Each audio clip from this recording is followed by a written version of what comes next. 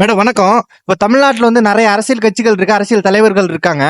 இதுல இளைஞர்கள்லாம் அதிகமா விரும்புற அரசியல் தலைவர் யாருன்னு நினைக்கிறீங்க? வரக்கூடிய 2024 பாராளுமன்ற தேர்தலில் அவர்களுடைய ஓட்டெல்லாம் யாருக்கு போகும்னு நினைக்கிறீங்க? நாங்க வந்து இப்ப இருக்கிற ஜென்ரேஷனுக்கு 2014க்கு வந்து சீமான் வரணும்னு நாங்க எதிர்பார்க்கிறோம். ஏன்னா அவங்க எங்களுக்கு தெரிஞ்ச வரைக்கும், எங்களுக்குங்கிறத விட எனக்கு தெரிஞ்ச வரைக்கும் தனிச்சு தான் வந்தாங்க, தனிச்சு தான் இன்னமும் போராடிட்டு இருக்காங்க.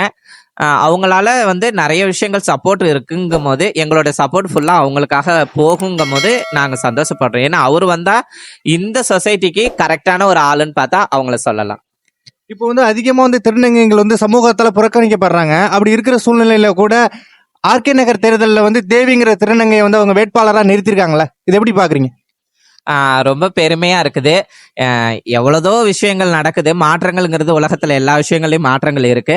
பட் ஆனா எங்களுக்காக வந்து இவ்வளோ விஷயங்கள் போராடி இவ்வளோ விஷயங்கள் பண்ணி இவங்களை கொண்டு வந்தா இந்த இடத்துக்கு கரெக்டா இருக்குங்கிறத அவங்க எங்க இடத்துல எங்க சைடு எங்களுக்காக யோசிச்சு அந்த விஷயம் பண்ணியிருக்காங்கும் போது உண்மையிலே பெருமைக்குரிய விஷயம் தான். சந்தோஷமா இருக்கு.